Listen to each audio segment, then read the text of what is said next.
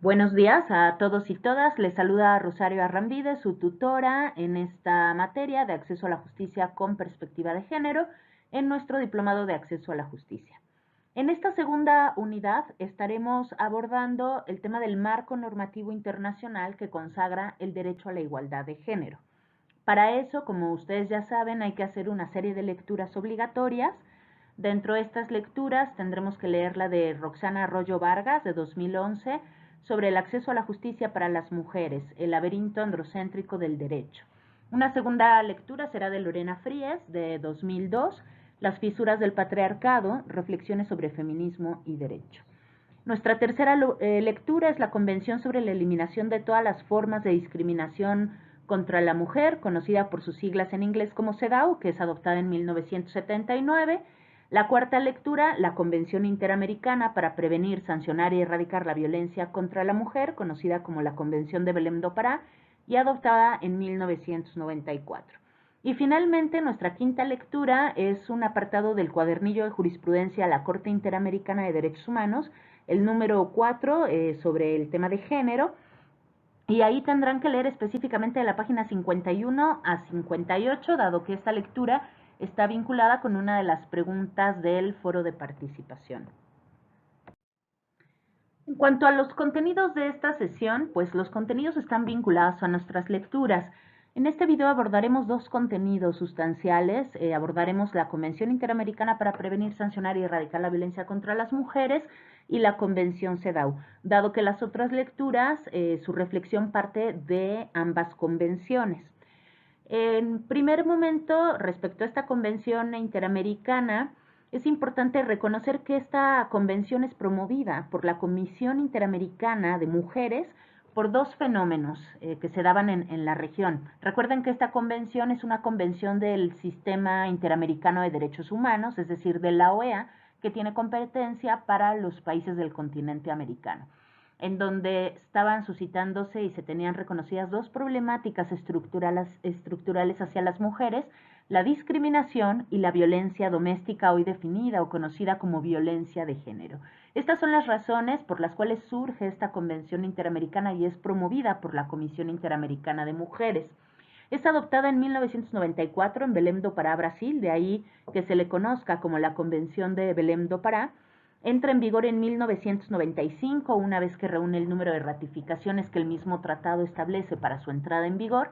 En el caso de México, país en el que yo resido, es ratificada en 1998. Esto quiere decir que desde 1998 es obligatoria para todas las autoridades mexicanas, porque recordemos que la ratificación de un tratado implica la manifestación de ese país en su voluntad de obligarse por ese tratado. Esto con base en la Convención de Viena sobre el derecho de los tratados.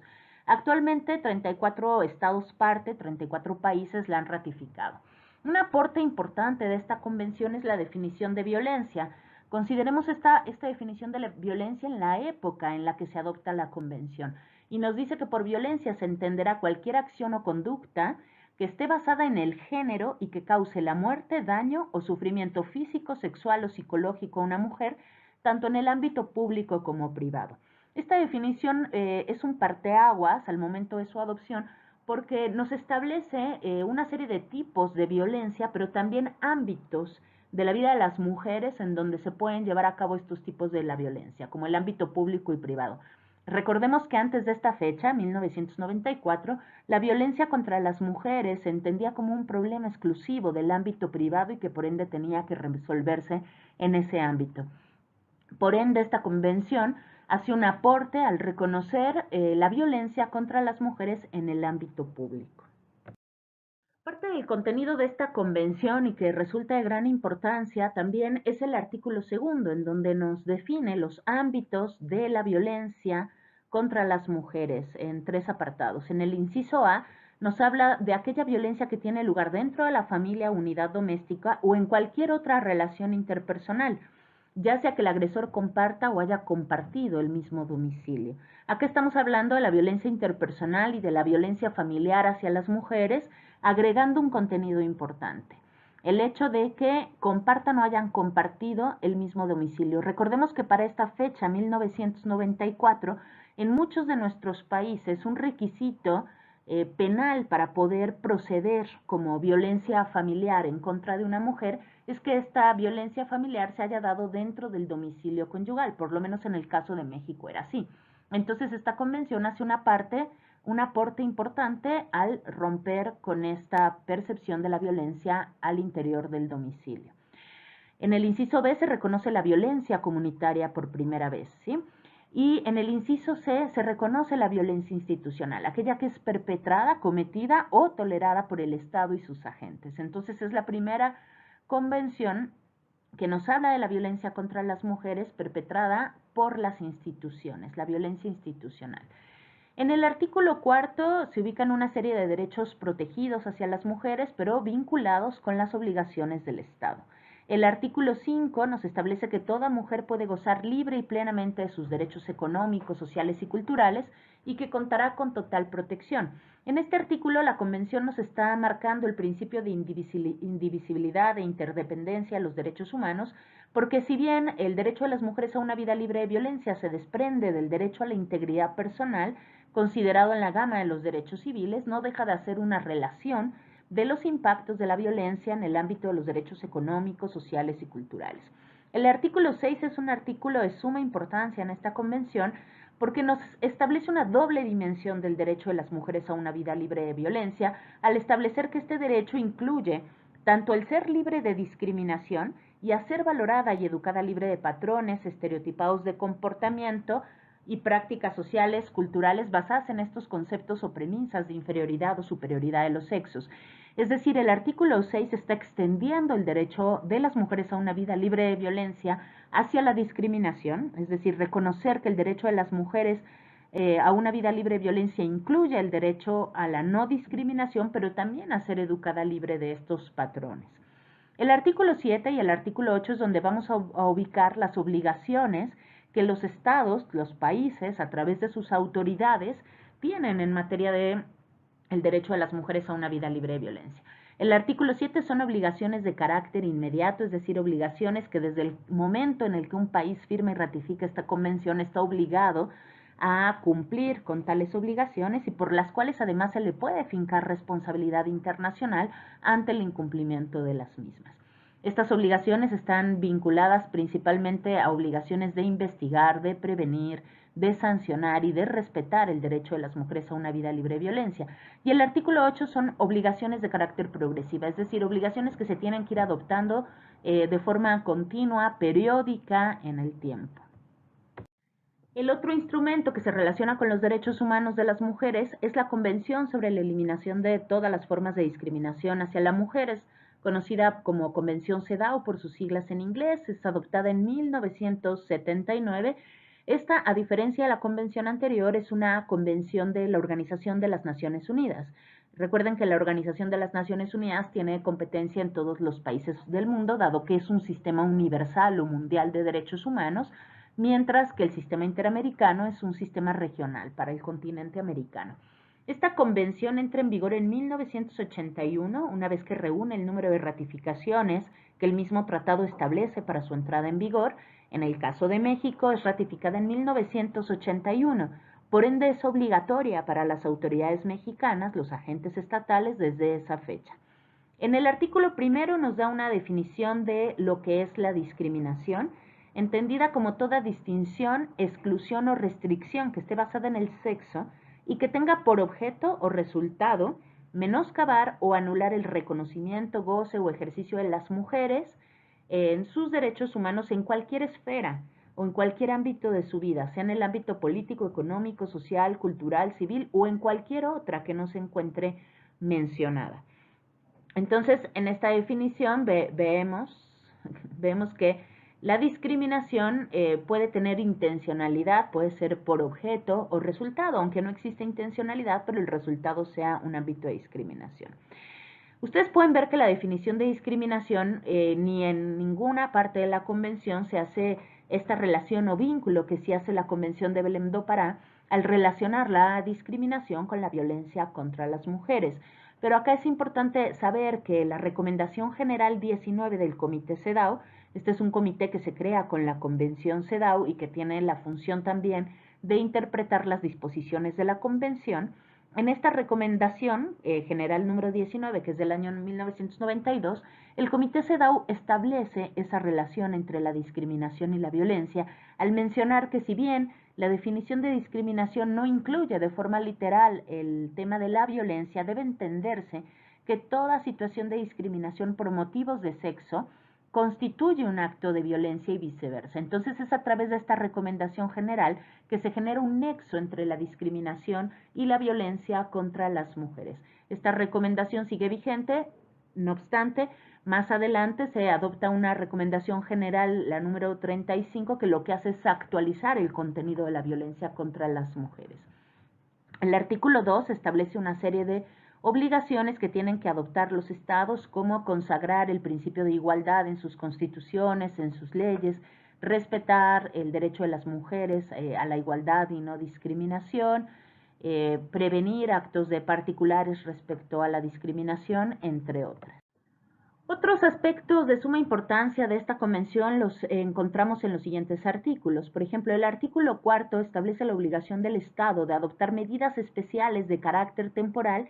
Estas medidas tienen por objeto hacer frente a las causas históricas, a los fenómenos históricos de desigualdad hacia las mujeres que no les ha permitido acceder en condiciones de igualdad a sus derechos humanos.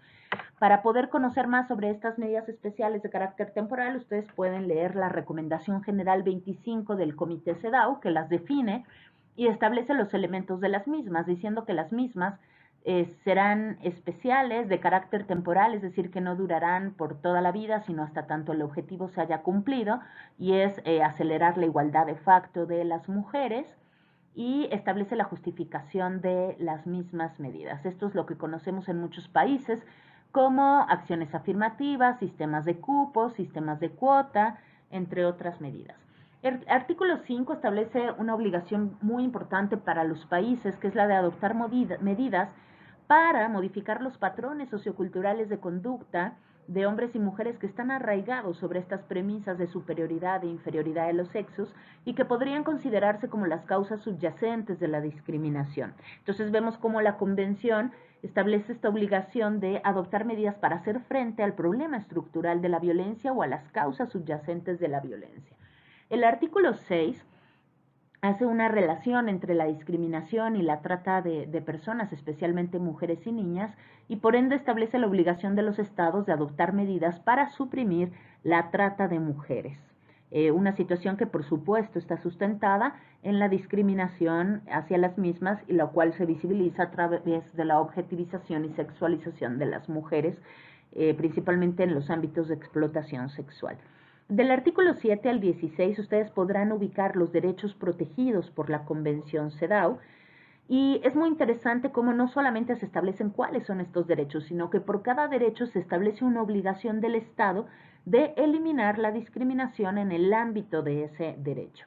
Es muy importante también reconocer que este es el primer instrumento internacional que de manera explícita establece esta urgencia de actuar sobre los papeles tradicionales de mujeres y hombres en la sociedad y en la familia, que este fue un tema que estuvimos observando en nuestra sesión anterior y que se establece a través del artículo 5, es decir, que se hace frente a las causas subyacentes que dan origen a la discriminación o a las causas estructurales que se encuentran de fondo en cualquier situación de discriminación hacia las mujeres. En la segunda parte de este instrumento, conocida como la parte orgánica, se crea un órgano, que es este Comité CEDAW, Comité para la Eliminación de la Discriminación hacia las Mujeres, que dentro de sus funciones tiene la posibilidad de conocer de los sistemas de informe, es decir, los países tienen que rendir un informe haciendo de conocimiento al comité las medidas que se han adoptado para dar cumplimiento a la Convención sobre la Eliminación de la Discriminación hacia las Mujeres. Estos informes, el primero se tendría que rendir al año de la entrada en vigor del tratado o de la ratificación por parte del país parte, y después cada 4 años los países tienen que estar enviando informes al Comité CEDAW para su revisión. Y a través de estos informes, una vez que el Comité CEDAW los examina, pueden emitirse, o más bien se emiten recomendaciones generales a los países.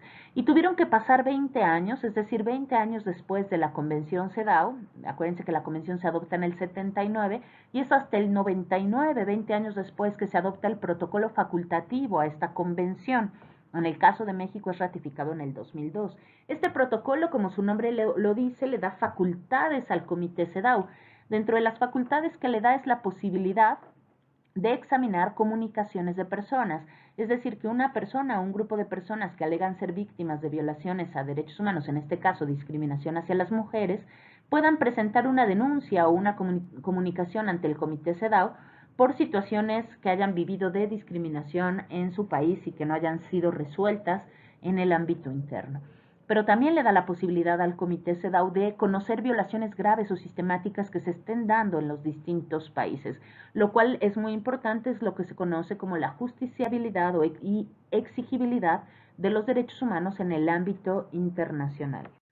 Estos son algunos de los contenidos que ustedes estarán estudiando en esta unidad 2, principalmente ambas convenciones, mismas que ya repasamos de forma introductoria, pero a partir de las lecturas también se tiene por objeto conocer otros contenidos, sobre todo en el tema del cuadernillo de jurisprudencia a la Corte Interamericana. La intención es que ustedes puedan conocer aquellos casos contenciosos, es decir, aquellos casos que han llegado a la Corte Interamericana de Derechos Humanos a través de lo que se conoce como el sistema de peticiones, que es esta posibilidad de que una persona o grupo de personas que alegan ser víctimas de violaciones a derechos humanos en un estado parte puedan presentar una denuncia o una petición primero a la Comisión Interamericana y después de todo un proceso pasaría a la Corte Interamericana, y en donde la Corte pues emite sentencias, esos son los casos contenciosos. Las medidas provisionales, que son medidas pues ante situaciones urgentes y de extrema necesidad que requieran una determinación urgente por parte de la Corte Interamericana, y las opiniones consultivas, que es la posibilidad o la función de la Corte de poder interpretar las disposiciones de los distintos tratados del sistema interamericano. Y la intención es que ustedes puedan conocer a través de estas sentencias cómo se han llevado a cabo medidas de reparación integral por los estados parte en materia de acceso a la justicia. Para ello ustedes leerán el cuadernillo de jurisprudencia, donde principalmente van a observar diversos casos en contra del Estado mexicano. Acá lo que ustedes tienen que observar es que la reparación integral del daño, como su nombre lo dice, tiene que ser una reparación integral, no solamente una cuestión de indemnización. Y las reparaciones integrales están conformadas por 5 tipos de medidas. Primero, medidas de restitución, es decir, colocar a la persona en la situación en la que se encontraba con anterioridad a la violación del derecho humano. Segundo, medidas de rehabilitación, en términos médicos, psicológicos, jurídicos, sociales. Tercero, medidas de no repetición, es decir, adoptar una serie de medidas que tengan por objeto que los hechos violatorios a derechos humanos no se vuelvan a cometer en ese país. Por lo general son medidas de capacitación, de política pública, de adopción o modificación de leyes. La cuarta medida son las medidas de indemnización, que ahí ustedes van a poder observar cómo estas medidas no solamente toman en cuenta los daños materiales, sino también los daños inmateriales, lo que la persona dejó de percibir a partir de la violación a los derechos humanos, lo que se conoce como lucro cesante, entre otros tipos de medidas en este caso. Y finalmente las medidas de satisfacción o medidas de dignificación de la memoria de las víctimas, en donde se contemplan las disculpas públicas, los actos de reconocimiento de responsabilidad, el llevar a cabo monumentos en memoria de las víctimas, y que tienen por objeto eso, dignificar la memoria de las víctimas, ¿no? Pero bueno, para cerrar con esta unidad 2, después de que ustedes realicen estas lecturas y puedan ver este video introductorio, ustedes lo que tendrían que hacer es participar en el foro de discusión para poner en práctica los conocimientos adquiridos. Y la participación en el foro se hará a través de 3 preguntas. La primera, ustedes tendrán que argumentar por qué la Convención sobre la Eliminación de la Discriminación hacia las Mujeres es un instrumento internacional que establece de manera clara la importancia de la no discriminación contra la mujer en cualquier forma en que esta discriminación se presente. La segunda, Ustedes tendrán que comentar cuáles han sido estos casos contenciosos o medidas provisionales, opiniones consultivas de la Corte Interamericana que han derivado en estas medidas de reparación para los países en materia de acceso a la justicia de las mujeres, es decir, cómo estas medidas de reparación tienen un impacto en la justicia para las mujeres. Y la tercera la tercera pregunta, ustedes tendrán que reflexionar sobre, en el país donde ustedes residen, tendrán que reflexionar y argumentar al menos 2 medidas que se hayan implementado por su estado, por su país, en temas de acceso a la justicia para las mujeres. Estas serán las 3 preguntas para que ustedes reflexionen y debatan en el foro. Acá yo les quiero recordar el tema de la participación en el foro de acuerdo a nuestros lineamientos, y esto es bien importante porque tiene que ver con el mecanismo de evaluación del foro. Es bien importante que ustedes recuerden que la participación en el foro exige cuando menos 3 tipos de intervención, ¿sí? Esto de forma enunciativa, por lo menos 3, pero podrían tener más participaciones. Y estos 3 tipos de participación son la participación inicial o de apertura, una participación de discusión con sus compañeras, y compañero, y una participación de conclusiones, de cierre, ¿sí? Cuando menos se exigen 3 tipos de participación. Quiero hacer hincapié en que no se trata de acceder por un solo día en el foro y en ese momento hacer su participación, sino se trata de que ustedes tengan un diálogo entre ustedes mismas y puedan reflexionar, debatir, y que todo esto contribuya a la discusión colectiva y a la retroalimentación y, por supuesto, al aprendizaje entre todas, ¿sí? Entonces, les pido por favor que pongan mucha atención en esta forma de participación. Y sin más, yo me despido de ustedes y estaremos en contacto. Que tengan muy buen día.